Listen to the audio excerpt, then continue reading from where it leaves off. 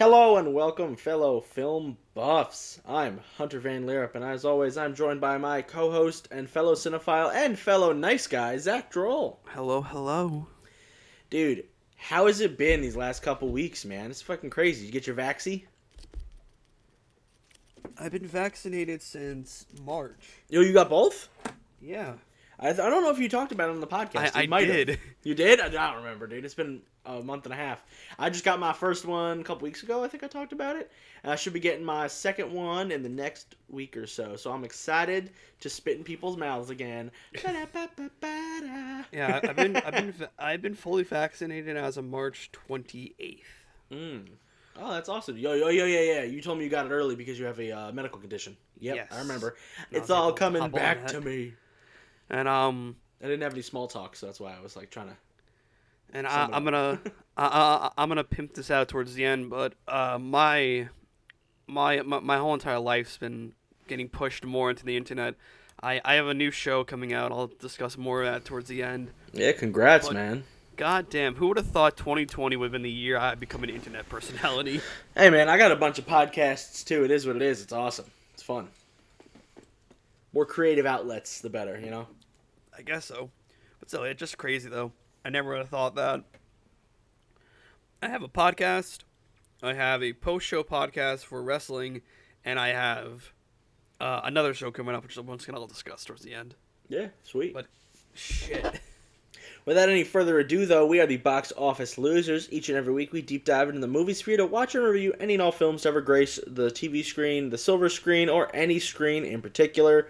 This week, we're talking about the 2016 neo-noir action comedy film, The Nice Guys. Hell yeah, man. I'm still surprised you don't know what the silver screen was. Dude, it's because I don't hear it referred to as the silver screen that often. I hear it referred to... how am I the one to hear it referred to as silver screen? You're the movie guy. And so are you! Yeah, I watch movies. I don't look into movies. I don't look into movies for the show. You, do all this research and stuff. You're big into movie and cinema, history. You took classes. Unfortunately. One I dropped. Hey, man, if it sucks, it sucks. Yeah, true. Yeah, so what'd you think of The Nice Guys? Oh, I love this movie, and, with Gosling and Russell Crowe, I need more buddy cop with them. Oh, dude, there's supposed to be a sequel. We'll talk about it later. But, dude, I love them in this movie. They were so good. Ryan Gosling just, mwah. Mwah. So good. I legit just need more of them. Yeah, I don't care what they're doing together as long as they're doing it together. Yeah. You know what I mean? Such a good combo. Yeah, it was a surprise combo, too. I remember seeing the trailer and going, have these guys ever worked together before? This is awesome. This is crazy. So... I said I love this movie. I think on the Movies Anywhere account that I own, I have the 4K version of it. Yeah, it was crisp when I watched it yesterday. Yeah. It was crisp. I have a lot of movies on there. There is one movie I want us to cover, which is I'll just bring up right now. It's Requiem for a Dream. Ugh, no, I don't want to watch that pretentious-ass film. No, watch it. Just watch it once. All you have to do is watch it once. You'll never have to watch it again. Is that the one with fucking Jim Carrey where he's like, I don't remember anything, but I have this journal? No. That's not that one? Nope. That's Eternal Sunshine. What's the Requiem for a Dream? No. You're thinking of the number 23. That's the Jim Carrey movie. No, the Jim Carrey one is Eternal Sunshine. No, that one is not what you're perceiving it to be. It's still pretty pretentious. What's Requiem for a Dream? It is a movie that depicts the harsh reality of drug addiction. It stars Jared Leto. I like Jared Leto enough. Hold on, let me pull up the casting. Yeah, I don't think I've seen that one. I thought it was the one with Eternal Sunshine, but it's not. Eternal Sunshine of the Spotless Mind. I love that movie to death. I can't. I don't like. I like Jim Carrey, but I can't watch that film. It's too whoa, man! Can you believe it?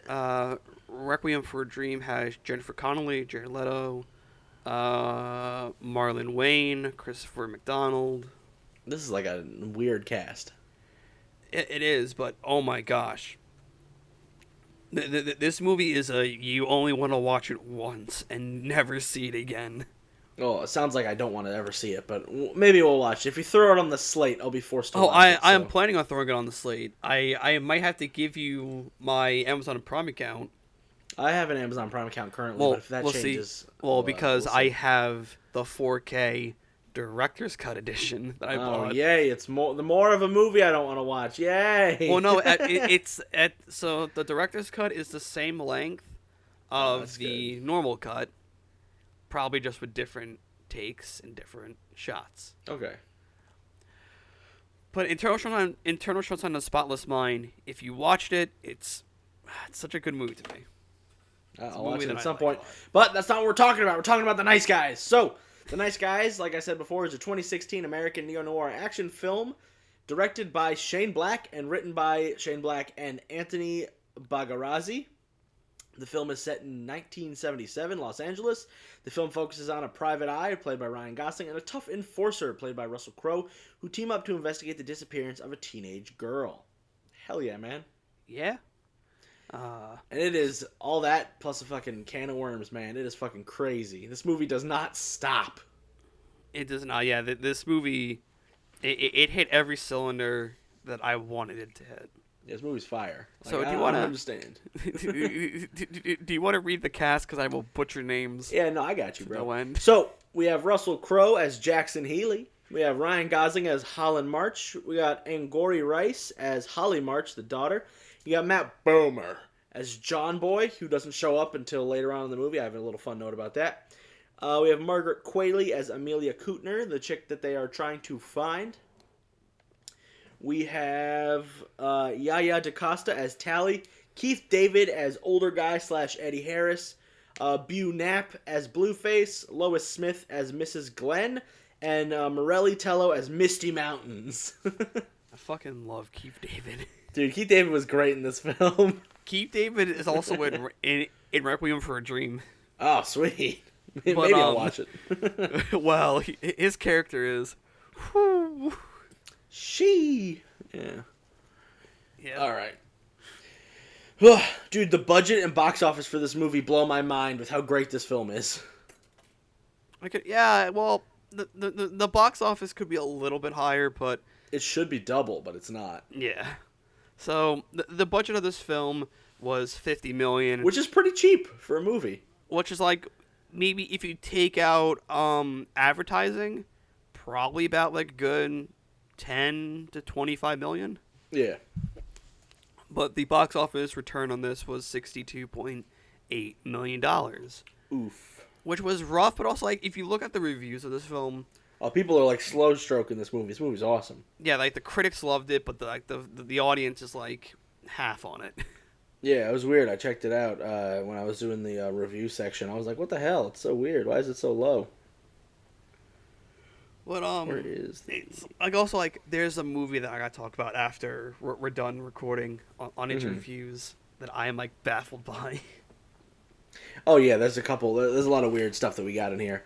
But, so, you want to hop into the notes right quick? Yeah. Like Blake's previous directed film, Kiss Kiss Bang Bang. Which we have to watch. That's a phenomenal movie. I've not watched it, nor have I ever heard of it until now. It's a Robert Downey Jr. flick. It's the first time him and Shane Black ever teamed up before Iron Man. Never heard of it until now. Oh, man. It's him and Armie Hammer. I think it's Armie Hammer. Anyway, keep going. Sorry. Excuse me. The Nice Guy's inspiration from Brett Holiday, namely his novel Blue Murder. Black initially wrote a vision of the script alongside Anthony in 2001, which established the characters, but otherwise was vastly different. According to Black, each would start with one detective. He with March and... How do you pronounce the last name? Bagarozzi? Oh, Bagarozzi. Bagarozzi, okay. With Haley along... March and Bagarozzi with Healy, along the way, they swapped characters and eventually wrote a first draft. The vision of the script failed to attract any buyers, and then Black reworked into a 64-page version that would serve for a television pilot. CBS became attracted to it, but gave the content lead to many objections by standards and practices. The standards and practice department and eventually did not progress. Black would later, upon promoting the release of the final film, speak Despairingly. I knew that word. I was just I was sorry. catching up with it. No, all good. Despairingly for the idea of the television series, stating that such a show wouldn't have been any good. By 2009, Bagarozzi suggested changing the film from a contemporary setting in 1970s. Black producer friend Joel Silver was initially weary of the idea, as he felt audiences would not become welcoming to a period piece, but he changed his mind after producing Sherlock Holmes. Black stated that the change in time period helped as in a contrast to the Divisiveness. Thank you. My brain saw too many V's, too many S's, divisiveness that we see now. The 70s was full of multiculturalism and was the aftermath of the protest, and you got a sense that we were all in this together. We're all in this together. The content also drew from the film of a period such as A Vanishing Point and Five Easy Pieces. Bagarozzi, I keep on my brain cannot read that properly for some reason every time I come across it. Bagarozzi noted that the title, The Nice Guys, aimed to be ironic and non-deceptive, as the two main characters were literally the two most worst people that we could think of, and they tried to make that the fun. Given one arm break and living, and the other cons old ladies out of money. Yeah, Russell Crowe breaks arms, and Ryan Gosling cons old ladies. It's great, dude.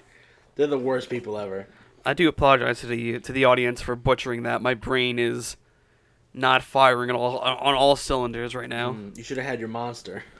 Well, I'm currently having ramen, so. Ooh, fun. All right, where were we? When promoting his program, the loudest voice on the Howard Stern show, Russell Crowe said this was one of two films that he wishes there was a sequel, as he liked playing the character. The other film was L.A. Confidential. These are just little fun notes that I got from IMDb now, because there's not a lot of notes in the Wikipedia stuff. I mean, in our totally credible sources. Ha ha ha. That's weird. There's no notes there, actually, because that's where we go to. Yeah. So the project was initially proposed as a TV series, like you said, but was retooled for a film after the plot seemed to be going nowhere.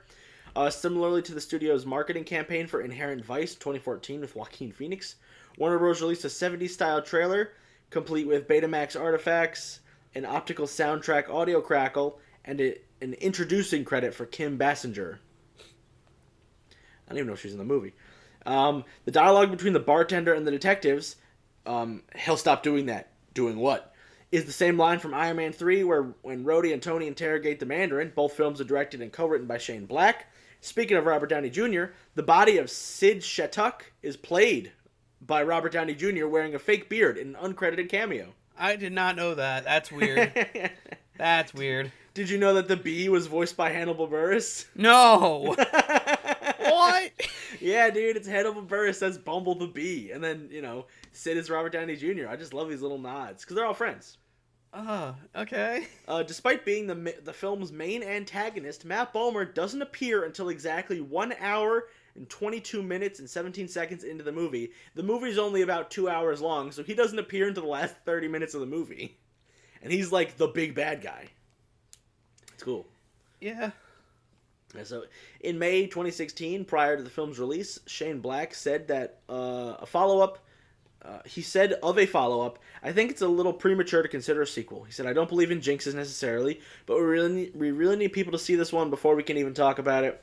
We're up against some stiff superhero competition, and we just need people to, see Captain America 6 times, but not the 7th, and see us instead. In August of 2018, Black reiterated his desire to make a sequel, although noted the film probably didn't gross enough money at the box office to make it likely.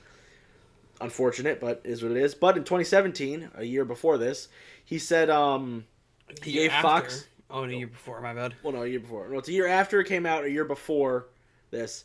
In 2017 of September, Fox gave a script commitment to a contemporary female-led television version of The Nice Guys called The Nice Girls, to be produced by Silver Pictures Television with a script by Michael Delberti. Dude, I'm down for this universe. Give us more. I don't care what it is. Just give me. I would like to see the casting of The Nice Girls before I give it Well, yeah. my two. Before I give it any money, and also I have a feeling it never got off the ground because that was 2017. Well, I mean, it takes a while to do shows, and then COVID hit. So. But also, so I think that they brought up Inherent Vice in the previous paragraphs. Mm-hmm. Funny enough, I own that movie, and I bought it at Dollar Tree. Dude, Inherent Vice is good. It was at Dollar Tree.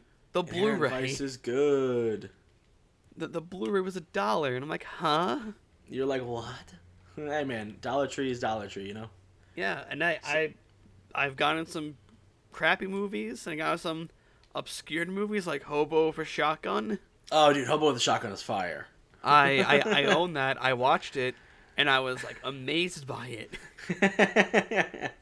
Sometimes you just find weird-ass films that are just too good to be true. Exactly. Ugh. So, Zach, do you have any fun facts for this episode or nah? I wish I did. I legit I knew the bare minimum about this film. I mean, I came at you with some cool casting fun facts, but I made that part of the notes, so it'd be how it be. But let's hop onto the plot. There's a lot of plot in this one, so I'll rush through it as best I can because I like to do it. So don't rush too much because we're only about like 16 minutes in. I'm not gonna rush. I'm gonna try to get through it. So, in 1977 Los Angeles, a young boy named Bobby admires a magazine centerfold of porn star Misty Mountains. When Misty herself crashes through the boy's house and dies afterwards, down on his luck, Private Eye Holland March is hired by Misty's aunt, who claims to have seen her still alive. March's investigation leads him to Amelia Kuttner, an associate of Misty's who later pays enforcer Jack Healy to scare March away. Healy barges into March's house and breaks his arm before leaving. Later on, Healy is interrogated by two thugs, Blueface, so named after he sets off a dye pack while searching Healy's apartment, and Older Guy, about Amelia. Healy wards them off with a shotgun, and he teams up with reluctant March to find Amelia first. March and Healy question Amelia's anti-pollution protest group and meet Chet, who brings them to the burnt-down house of Amelia's boyfriend Dean, who died in the fire. They learn that Amelia and Dean were working on a movie with Misty Meadows, which would be an experimental film, which is porn. It combined pornography with investigative journalism, and the movie was called How Do You Like My Car, Big Boy? The two then infiltrate a party in search of the film's financiers, Sid Shattuck. Healy discovers the film is missing, while a drunken March finds Shattuck dead and unknowingly crosses paths with Amelia. March's daughter Holly, having snuck to the party, manages to stop Blueface from killing Amelia, but Blueface is struck in a hit and run and Amelia flees. Healy subdues Older Guy and finds Blueface dying, who tells Healy his boss has dispatched a hitman named John Boy to kill Amelia, March, and all other witnesses. Healy discreetly strangles Blueface to death, and the police arrive at the scene, and March and Healy are met by Amelia's mother, Judith Kuttner, a high-ranking official in the Justice Department, who claims Amelia is delusional and believes Judith wants her dead. Judith then hires the duo to find her daughter Amelia. Sound like you had something to say. No, I was looking at my phone because I got a notification from my D&D group. Okay, I wanted to make sure. Yep, all good. March and Healy go into an airport hotel where Amelia is meeting with distributors for the film. John Boy has arrived ahead of them. They witness the businessmen being slaughtered and hastily retreat. This is one of my favorite scenes. They just show up and all these guys are dying and they just close the elevator and leave. And then a guy falls out the window. Yup. Only for Amelia to land on their car and shoot at them, knocking herself unconscious. They take her to March's house where she reveals that her mother is in the pocket of a cartel-like Detroit automakers. After uncovering evidence that they suppressed the catalytic converter, which regulates exhaust emissions, Amelia created the film to expose their collusion, and her mother had everyone connected to the film killed. March tells Judith's assistant Tally that Amelia has been found and is at March's house. Tally then tells them that Judith has requested they deliver a briefcase of $100,000 to Judith and informs them that the family doctor will go to March's house to check on Amelia. When March crashes the car, the briefcase flies open to reveal shredded magazines. The delivery was a diversion to leave Amelia unprotected. John Boy then arrives at March's house disguised as the family doctor, attacking Holly and her friend Jessica, then engaging in a shootout with March and Healy before evading the police. Amelia flees the house, only to be killed by John Boy when she unwittingly flags down his car. One of the best scenes in the movie. I have a legit question about this. So, John Boy was at the hotel that she was at. She did not see him during that shootout that was going on? Possibly she did. It's possible she didn't. She just heard gunshots and probably ran away. Because it seems like she would have fucking saw him. You never know. And he just goes he's like, oh, well, he gets the biggest stroke of luck. He goes, oh, lucky me. And just shoots her. It's so good. That scene is good. I don't know why, but I love this movie. But I do love the plot progression. Progression after this and everything. Yeah. So March and Healy are questioned by the police and then released, having no evidence that Judith is behind the murders. March realizes that nearsighted Mrs. Glenn didn't see Misty 2 days after her death. Mrs. Glenn saw Misty in a movie projected against a wall. At Misty's house, they discover a film projector, but the film is missing. They realize that Chet is the projectionist for the Los Angeles Auto Show and will try to screen the film at the event. At the auto show, Healy and March are intercepted at gunpoint by Tally, who is then distracted by Holly and knocked unconscious. Healy finds Chet, who has spliced the film into the auto show presentation. The film plays to the entire auto show, implicating the auto executives. On the roof, March struggles with older guy who falls to his death while March lands in a pool, and he meets Richard Nixon. Holly stops Tally from reaching the film. Healy overpowers John Boy, but spares his life at Holly's ultimatum, and March secures the film from the thugs sent by the auto executives. Judith is then arrested, but insists she did not want Amelia killed, and that it was Detroit who wanted Amelia dead. Judith hired March and Healy to keep Amelia safe, and remarks that while she was still going to jail, Detroit has still gotten away with trying to suppress the catalytic converter. Later at a bar on Christmas Eve, March shows Healy an advertisement for their new detective agency, The Nice Guys. Ba-da-ba-da-ba-da. Alright, so Hunter, I'm going to ask you to do this. Even though you've seen the movie, always try to take notes for me, please. Dude, I wrote in one of your notes. So, okay, I've already seen this movie before, so here's my MidMovie Notes. There's 2 of them. I said, got none since I've seen this movie before and I love it. Sorry for a short episode, LOL. And then you said, even though I've seen this movie, I still write notes as a little action towards me, you little prick. Yep, that actually was the intent. And then I wrote Hunter here. When I watch the films, I'm multitasking, like making thumbnails and acquiring the notes for the rest of the show. So sue me. You didn't do nothing for this episode. You didn't do nothing for this episode, bitch. That's because I was on my phone watching the movie. On top of that, I was working on shit as well. I was on my computer making Photoshops and doing this. It is what it is, man. When it's a movie I haven't seen before, I'm a little bit more genuine with my reactions. I can't really react twice to something. I'm like, oh, that's cool, ha ha ha. Like, I've seen it. You know what I mean? I can, but like, that's why you have notes have like talking points. You don't have many notes. I don't, but they're still talking points. What you got, Chief? So this is when like the car crashed through the house. Oh yeah. You would have thought the parents would have reacted immediately. I guess not. Yeah, no. The parents didn't give a shit. They were like, let our boy see big boobies. Fred's dead. This is when the old woman was talking about her missing husband. Yeah. Oh, when was the last time you saw him? The funeral. Oh no. So this one is trying to get more information about Amelia. He punches the glass out of the window and just cuts his wrist. He goes, fuck, that hurts so fuck. No, so he much goes blood. like, he goes, oh, that's a lot of blood. That's a lot of blood. It's fucking funny. It's because they're making her a little realistic, which is good. I need more Russell Crowe and Ryan Gosling in buddy cop films. We always do. Yoo-hoo is just chocolate water, but it still tastes like gold. Oh, it's delicious. It's legit chocolate water, but it is amazing. It's god tier. Keith David is a goat. I have a feeling we all know a Janet. Yeah. Yeah. The porno young lady. Russell Crowe was literally considering taking a job to beat up Janet. Yep.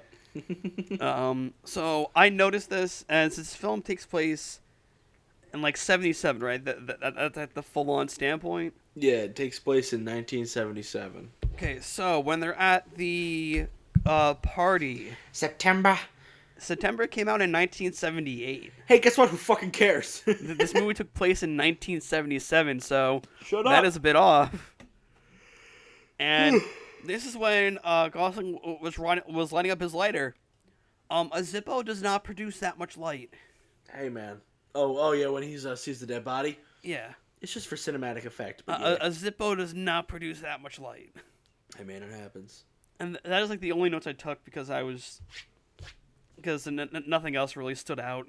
Yeah, nothing else besides the bee, but we talked about that. So And then I'll also, talk about it again. then also Keith David turning into a pancake from falling yeah, dude. from falling off the roof. Oof, you see it and you're like, oh god. Yeah. Fun shit. So, on to our review segment of the show. So, on Rotten Tomatoes, the film holds an approval rating of 91% based on 315 reviews, with an average score of 7.6 out of 10, and an audience score of only 79%, which I'm surprised. But then again, we both gave it around a 79% anyway. But the website's critical consensus reads, The Nice Guys harkens back to the buddy comedies of a bygone era while adding something extra courtesy of a knowing script and the irresistible chemistry of its leads, which is facts, dude. Yeah. They're so good. So, we gave it the same score, so who reads what? I'll read that good review because I'm not a Debbie Downer like you are. Fuck you. So, the good review from Sarah Michelle Fetters from MovieFreak.com. She says, The Nice Guys is a major blast. Crowe and Gosling are having the times of their lives, bringing all this madcap, blood-splattered lunacy to life. That's facts, dude. This movie is just covered in blood, sweat, and tears of these fucking two dudes who are just trying to save this girl, and it doesn't work out. So, this is the bad review from Mac Massey of Gone with the Twins. The humor rarely flows naturally, instead arriving in the form of squabbling aside. Designed specifically to be separate, suggest moments outside of the plot. That is a staggered review. Yeah, he was like, the comedy's bad, and it doesn't make any sense. And I'm like, did you watch the same movie? Because, like, I wonder, great. Can I find a more harsh review than that? I figured that one was pretty harsh, just basically going, fuck this movie. Hold on. If you can find it, Time definitely. to But pad I out don't this know. runtime a bit. We don't need to pad anything out, man. Get out of town. Let's do this. Scroll. A short episode never killed anybody.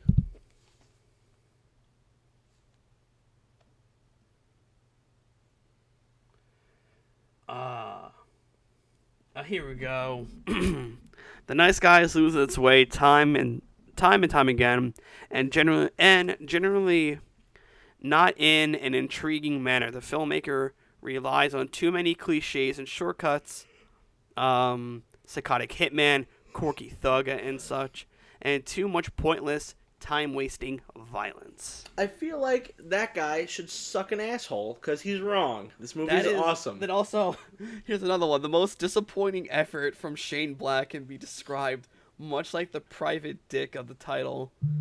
Not exactly great or even good, but ensures you'll at least have a nice time watching it. That is, I'll read both. So the first one I read, where it says it loses its way, that is from David Wallish of World Socialist website. Okay. And the one I just read before, that is from Nicholas Bell of Icon Cinema or ioncinema.com. So, yes, so Nicholas Bell gave it a harsh review. Yeah, he was like, this movie's dog shit. And it's like, shut up. Bad. Shut up. It's You're just dog bad. shit. Yeah, but we don't agree with those people because they suck. Yeah, we don't. So, I gave it 8 giant bees who need legroom out of 10. Hannibal Buress, man, came in clutch. For my little explanation, I said, what's not to love about this film? Chemistry is amazing between Crowe and the Goz. Gosling's performance is one of my favorites from him. The characters are fun, and Shane Black's directing is on point. Just wish we had more from this universe. Seems like we will with the sequel on the way. So, I too gave it an 8, but I gave it 8. Jack, I'm fucking your dad out of 10. Good shit. So I gave this a similar explanation, saying this film was everything we need in a current day buddy cop film. From the chemistry you get with so select few and its perfect acting. Crowe and Gosling killed it. I hope we get more of them in other films or just more in this world in general. I kind of want to see them in other films. Yeah. I want them to be together again.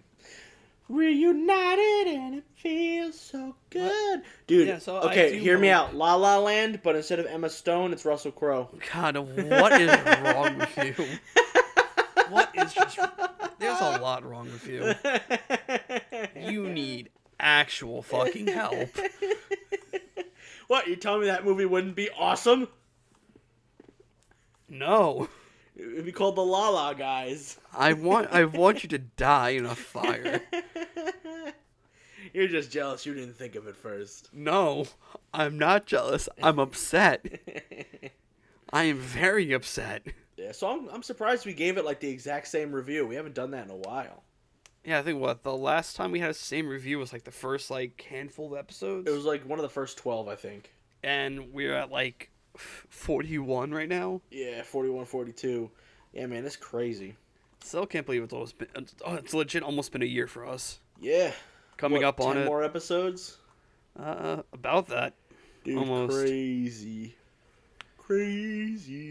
Well, what else give or is there take. too? I think there's like, there's movie news, like the trailer for Venom came out. No, we don't need to do that. That's not what the show is. I know, but fuck, we need to pad out this runtime. 30 minutes, man. We don't. We got 30 minutes right now. So, thank you guys for listening. You can follow us on Instagram at Box Office Losers and Twitter at Box Office Loser for up-to-date news.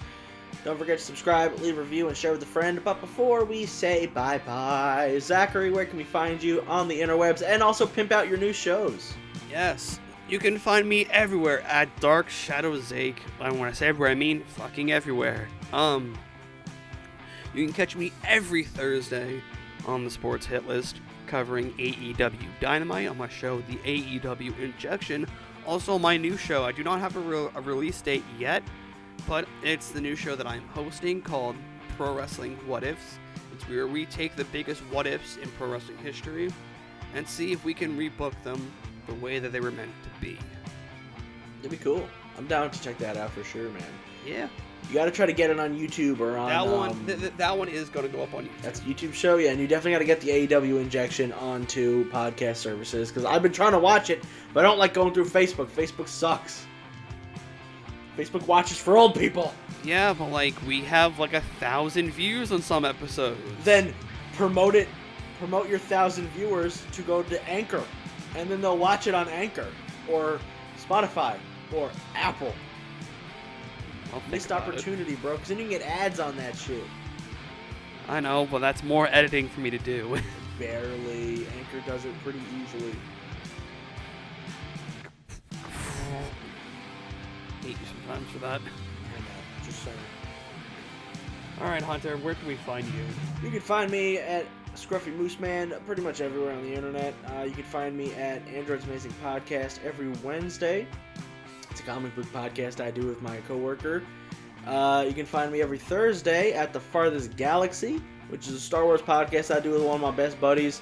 We just had my buddy CJ on recently, and we talked about the Genndy Tartakovsky micro series. But for some reason, Anchor has been giving me problems with some of my Apple podcasts. So if you don't see it on there, check Spotify or something. It's definitely on Spotify, those episodes. But, and then me, Alex, and CJ just recently recorded another episode of Pound That Button. It's kind of like a welcome back episode.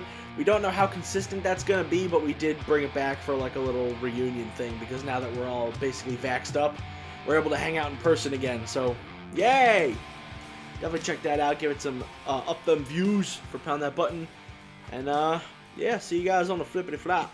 Yeah, all right, guys. Peace. Bye.